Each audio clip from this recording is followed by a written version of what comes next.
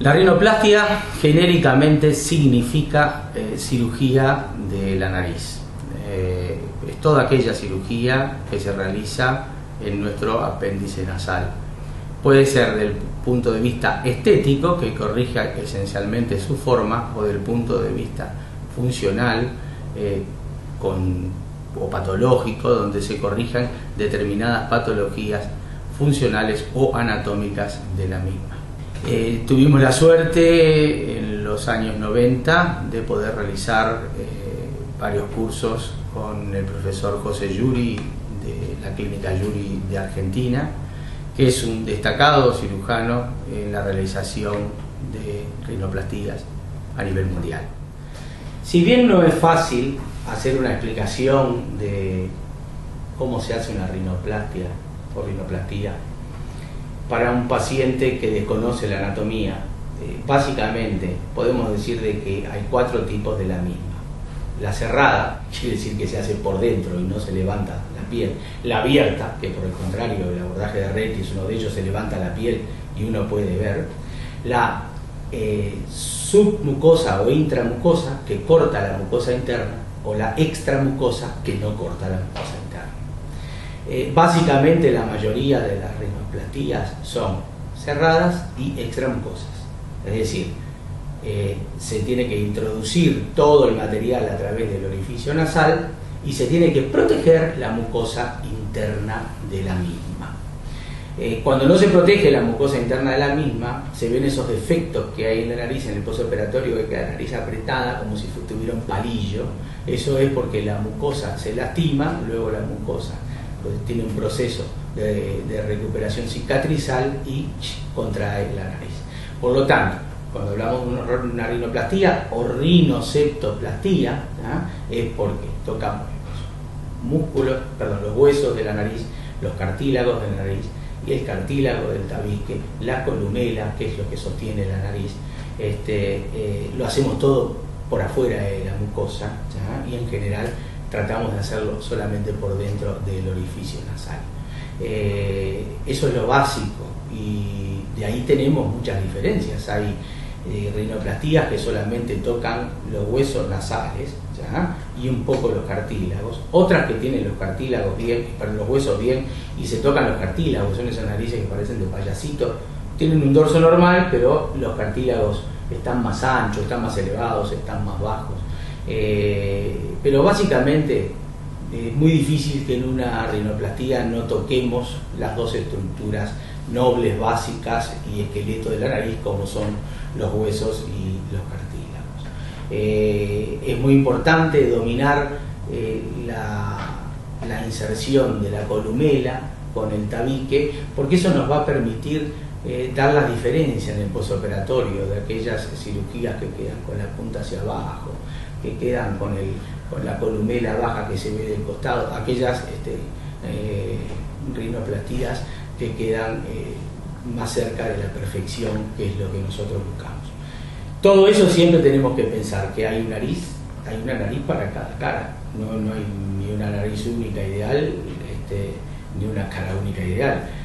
De acuerdo al elemento étnico del paciente, podemos formular la nariz más adecuada que quiera el mismo. Vamos a mostrar algunos esquemas para ver cómo funciona cuando llegamos a nivel de los huesos, que se pueden limar o que se pueden seccionar con un pequeño formón, tiene otro nombre, pero para que entiendan, un pequeño formón que tiene 2 guías, que se puede introducir en la nariz, y eso nos permite seccionar el hueso, que es bastante delicado, a pesar de que parece muy fuerte, es bastante delicado y se puede seccionar con facilidad. Luego de seccionado, tenemos que tratar de que los huesos que quedaron abiertos en la parte de arriba se junten. Para eso también se hace una osteotomía o corte de hueso, pero en el elemento lateral, que también se puede hacer de la parte externa con un pequeño formón muy chiquitito, o de la parte interna con un formón que tiene una sola guía. En fin, hay diferentes formas de realizar un mismo proceso. Posteriormente nos vamos a dedicar a los cartílagos. Los cartílagos se manejan fundamentalmente seccionándolos con tijera hasta llegar al tamaño necesario que nosotros requerimos. Fundamentalmente es el cartílago alar, porque el cartílago alar tiene tres partes: vendría a ser la parte interna, la parte externa o alar propiamente dicha, y el sector medio, que vendría a ser como una rodilla, que se llama rodilla. Cuando nosotros seccionamos la rodilla, la nariz espontáneamente se eleva. Entonces, la sección de la rodilla, el cartílago alar, es un elemento fundamental para hacer que la nariz quede en una posición específica y más bien elevada, lo que le da mayor belleza a la misma. Los cartílagos mediales y los cartílagos laterales se van a seccionar más o menos de acuerdo a cómo se encuentren hipertrofiados. Evidentemente lo que hay que hacer es llevar todo a la normalidad. El punto de mayor referencia yo lo haría al final, que creo que es lo que destaca una rinoplastía de otra, es el manejo de la columela y el manejo del tabique. El tabique se puede manejar por el dorso, evidentemente cuando sobra hacia arriba hay que manejarlo, y se puede manejar por su base, que es la columela. Ustedes podrán ver que muchas pacientes tienen columela baja, que se ve del costado, y tienen esta sección entre la implantación de la columela y el labio superior alterada o no normal. Son en general pacientes que cuando hablan mucho y se moviliza la punta de la nariz. No es mi caso, es que tienen un músculo que se llama el músculo detrusor de la punta, que es muy importante, y si en la rinoplastía no tenemos en cuenta ese músculo y lo seccionamos, no va a ser un éxito la misma. La cirugía se realiza con anestesia local, sin necesidad de anestesia general.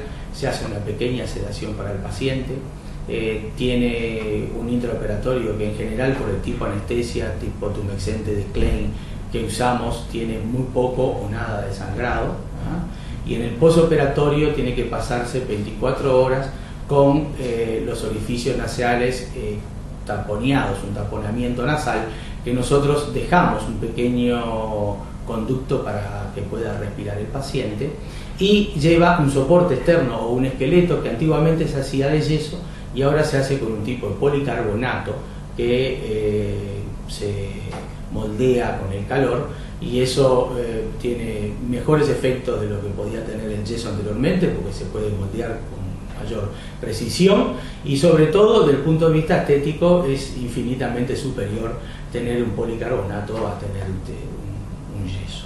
El posoperatorio en general es indoloro, se saca las mechas nasales en 24 horas, el yeso prácticamente al quinto día cae espontáneamente porque se desinflama la nariz, y nosotros tenemos que tener en cuenta para el posoperatorio que el perfil prácticamente desde el primer momento va a quedar como nosotros deseamos que quede, y el frente demora no menos de 8 semanas en compensar a reducirse de tamaño, porque el edema que queda en posoperatorio al mover todas esas estructuras se ve en el frente y no se ve en el perfil.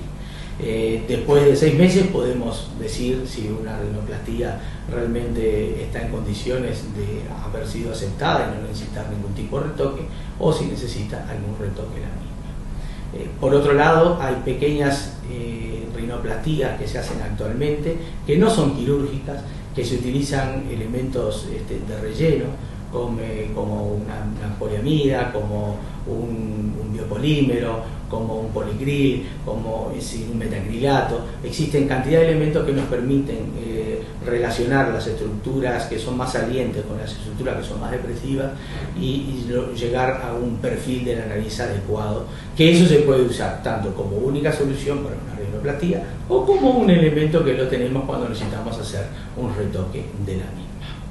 Espero que hayan comprendido básicamente lo que es este procedimiento, y estamos a las órdenes para cualquier consulta.